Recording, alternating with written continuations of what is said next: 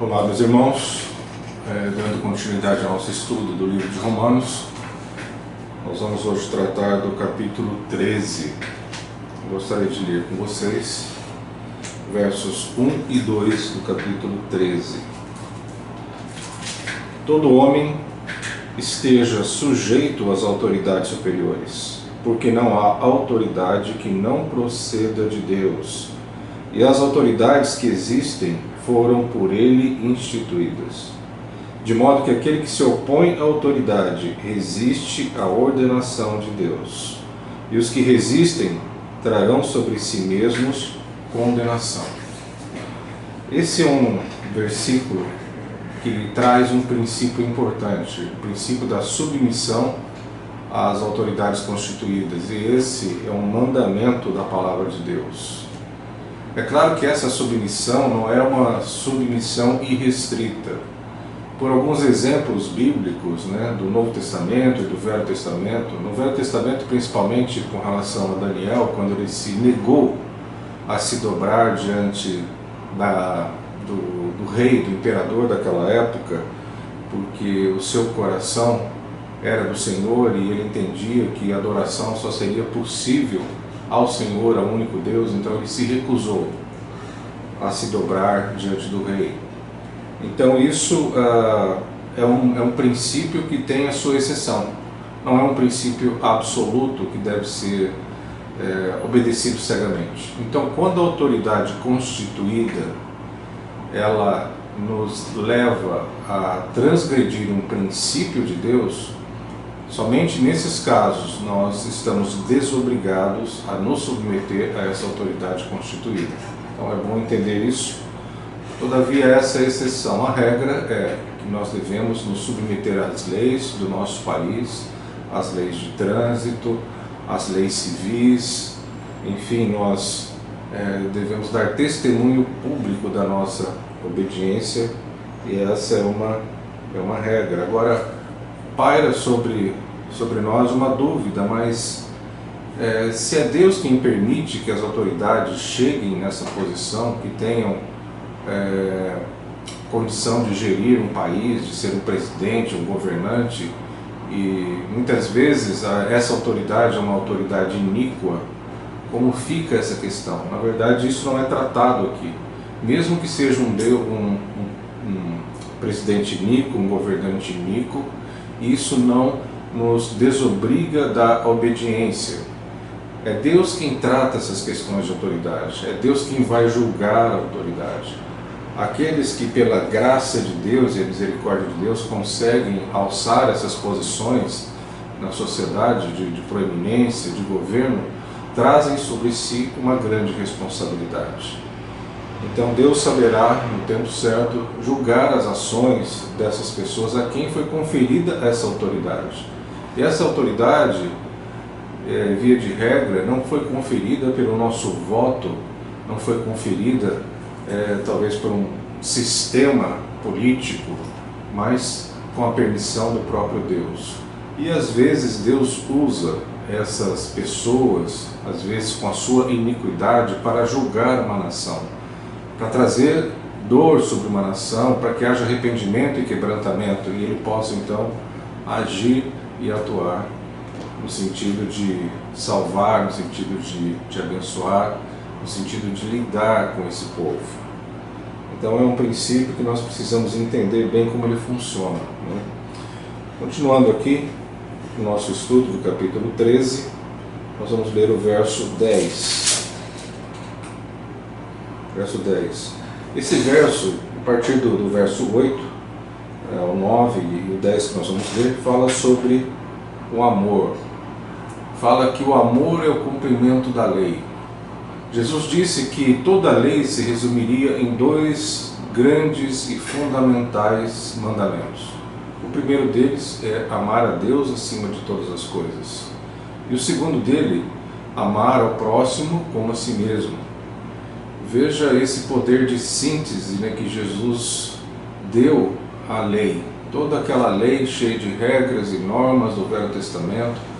Existiam leis cerimoniais, existiam leis civis, existiam leis que regiam o relacionamento entre as pessoas, era um arcabouço de normas e regras praticamente impossíveis de serem cumpridas na sua íntegra. Até eu comecei a ler um livro, né, não cheguei até o fim, sobre um sujeito que resolveu cumprir todas as leis do Velho Testamento. E ele, no meio do processo, se frustrou e viu que era impossível cumprir essas leis. Ele escreveu um livro a respeito da sua experiência. Então essa síntese que é dada à lei, ela se baseia no amor.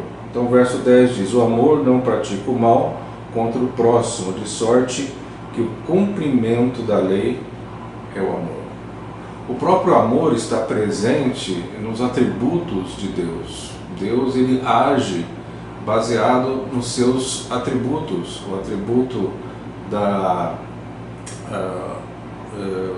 justiça, da verdade, o atributo da onisciência. Deus conhece todas as coisas, mesmo antes delas acontecerem, da onipresença. E o amor, eu diria que é a cola, a liga que une todos esses atributos de Deus.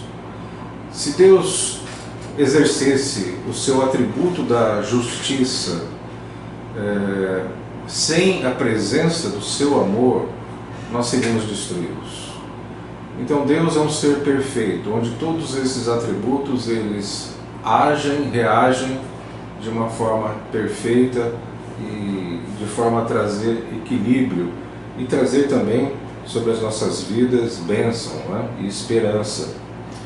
Então o amor é essa cola, essa liga que permite com que estejamos conectados, em primeiro lugar, com Deus, em segundo lugar também com o nosso próximo, né? E finalizando, nós vamos ler aqui os versos 13 e 14, que diz assim: andemos dignamente como em pleno dia, não em orgias e bebedices, não em impudicícias. Impudicícias significa imoralidades e dissoluções, não em contendas e ciúmes, mas revestivos do Senhor Jesus, e nada disponhais para a carne, no tocante às suas concupiscências. Existe uma outra tradução que fala sobre não premeditem, né, não se disponham, né, para a carne, no tocante às suas concupiscências.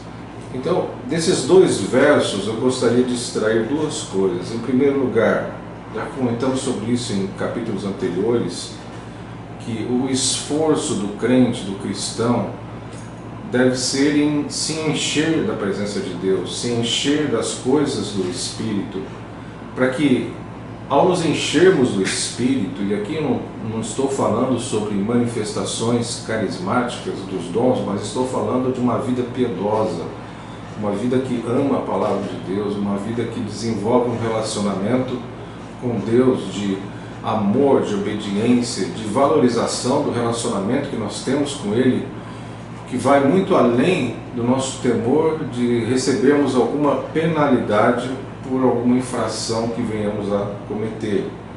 Então, nosso relacionamento com Deus não deve ser baseado no medo ou no receio de nós colhermos consequências dos nossos erros, dos nossos pecados. Tocando em miúdos, aquilo que deve nos impedir de fazer algo que desagrada a Deus não é o temor da consequência desse ato, mas o valor que nós damos ao nosso relacionamento com Deus. Então, à medida que nós nos enchemos do Espírito, que temos essa vida piedosa, naturalmente nós temos mais força para não cumprirmos a concupiscência da carne, como cita aqui no verso 14. Então o nosso esforço deve ser canalizado para nos enchermos de Deus, da sua presença, termos uma vida piedosa, do que usarmos a nossa capacidade de resistência, de resiliência para vencermos os nossos pecados, as nossas debilidades. Porque à medida em que nos enchemos da luz, naturalmente as trevas se dissipam, porque diante do poder da luz, as trevas elas não podem subsistir. Então, duas coisas importantes. nos revestir do Senhor e não premeditarmos ou não nos dispormos para a carne e para a sua concupiscência. Que Deus nos ajude nesse processo e nos dê sabedoria todos os dias. Até o próximo estudo. Deus abençoe a todos.